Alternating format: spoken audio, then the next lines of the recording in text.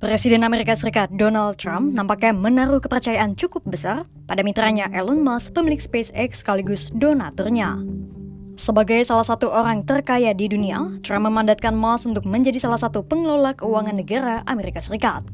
Dari situ muncullah departemen baru bernama Doge.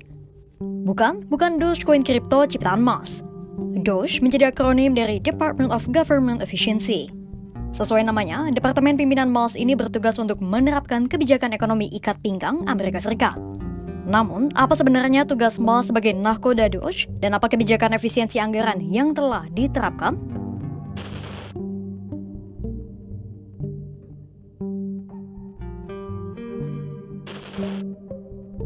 Perlu diingat, Doge bukanlah sebuah departemen resmi pemerintah Amerika Serikat yang disahkan melalui Undang-Undang Kongres.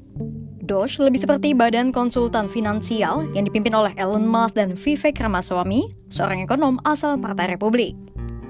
Musk dan Ramaswamy menyebut posisi mereka dalam pemerintahan lebih seperti volunteer. Tugas mereka adalah memberikan arahan kepada Gedung Putih terkait regulasi pemangkasan anggaran sesuai namanya. Mulai dari mengubah sejumlah kebijakan, melakukan PHK massal, dan menutup sejumlah lembaga pemerintahan. Dan Doge memiliki akses terhadap database sensitif keuangan Amerika Serikat. Salah satu hal yang menuai kritik keras dari masyarakat Amerika Serikat. Namun, ada salah satu kebijakan usulan Doge yang kini menjadi isu hangat dan kontroversial di Amerika Serikat. Ya, PHK besar-besaran di seluruh Amerika Serikat.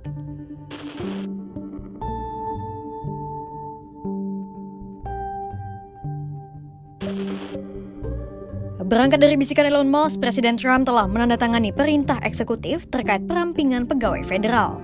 Sebuah kebijakan penuh gejolak dan penolakan yang ditekan pada Selasa 11 Februari 2025. Menurut Musk, pegawai federal merupakan cabang keempat pemerintahan yang tidak dipilih oleh rakyat tetapi memegang kewenangan lebih besar daripada wakil-wakil rakyat yang dipilih. Good people who are in the federal bureaucracy, but you can't have an autonomous federal bureaucracy. You have to have one that is responsive to the people. That's the whole point of a democracy. And if you looked at if you looked at the founders today and said, what do you think of the way things have turned out? Well, we have this unelected, fourth unconstitutional branch of government, which is the bureaucracy, which has, in a lot of ways, currently more power than any elected representative. And this is not something that people want, and it does not match the will of the people. So it's just something we've got to fix. Nantinya, melalui perintah eksekutif itu, lembaga-lembaga pemerintahan akan melakukan pemecatan pegawai dalam skala besar. Kemudian, sejumlah lembaga pemerintahan juga akan dihapus atau digabungkan. Pasalnya, berdasarkan undang-undang, keberadaan lembaga-lembaga itu tak wajib ada. Trump dan Musk lantas mendesak para pegawai federal untuk mengundurkan diri. Namun, pemaksaan pengunduran diri mereka bukan tanpa cuma-cuma. Bagi mereka yang rela mengundurkan diri, akan diberikan imbalan berupa insentif keuangan dan tetap digaji sampai 30 September 2025. Per Kamis 13 Februari 2025, sudah ada sekitar 65.000 pegawai yang mengiyakan tawaran itu. Kira-kira siapa saja yang terkena dampak pemangkasan pekerja?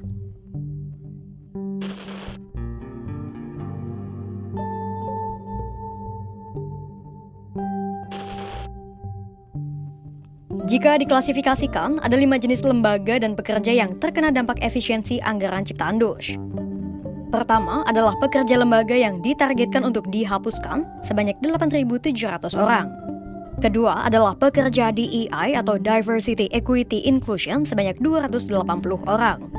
Ketiga, penyidik insiden 6 Januari 2021 sebanyak 33 orang. Keempat, para pengamat pemerintah sebanyak 22 orang.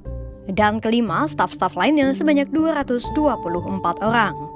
Jika diperinci, ada 3 lembaga yang ditargetkan akan dihapuskan, yakni USAID, Biro Perlindungan Keuangan Konsumen, dan FIME. Di USAID, lebih dari 7.000 pegawai dipecat.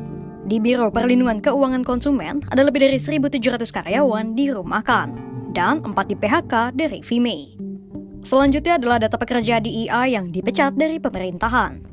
Di Lembaga Perlindungan Lingkungan, sekitar 170 pekerja DEI dipecat. Di lembaga urusan pensiunan, 60 orang, Departemen Pendidikan 50 orang, 1 orang dipecat di Coast Guard, dan 3 lainnya dari Komisi Kesempatan Kerja Setara. Kelompok pekerja PHK ketiga datang dari penyidik insiden 6 Januari Trump. Ada 24 orang di Departemen Keadilan dan 8 lainnya di FBI yang dirumahkan. Kemudian, kelompok keempat adalah para pekerja dari lembaga pengamat atau watchdog pemerintah. Ada 18 inspektur jenderal yang dipecat dari lembaga-lembaga pengamat pemerintah. 3 dari Dewan Pengawas Privasi dan Kebebasan Sipil, dan 1 dari kantor etika pemerintah yang dipecat. Dan kelompok kelima datang dari lembaga-lembaga ini. Doge mengeklaim mereka bisa menghemat sampai 37,69 miliar dolar Amerika Serikat melalui kebijakan efisiensi anggaran mereka. Menurut Musk, jika negara tak melakukan penghematan, bisa-bisa Amerika Serikat akan tenggelam dalam kebangkrutan.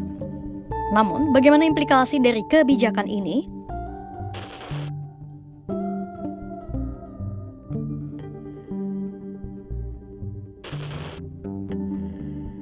Di jalanan, ratusan orang telah turun untuk berunjuk rasa menolak kebijakan pemecatan massal buatan Doge.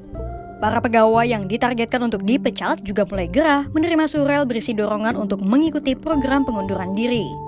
Sejumlah pekerja pun khawatir ketika mereka menerima tawaran itu, pemerintah tak memberikan imbalan bayaran sesuai perjanjian. Elon Musk want to get rid of all of this because he's a thief. He's a gangster.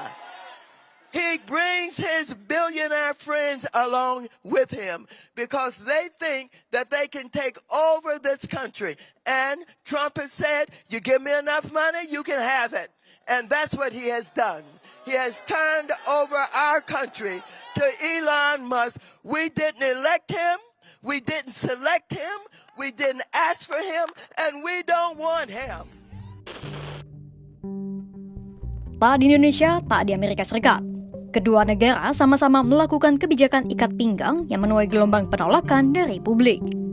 Kira-kira bagaimana dinamika Doge dan kebijakan efisiensi anggaran di Amerika Serikat ke depannya? Simak terus perkembangannya hanya di kanal YouTube Kompas.com.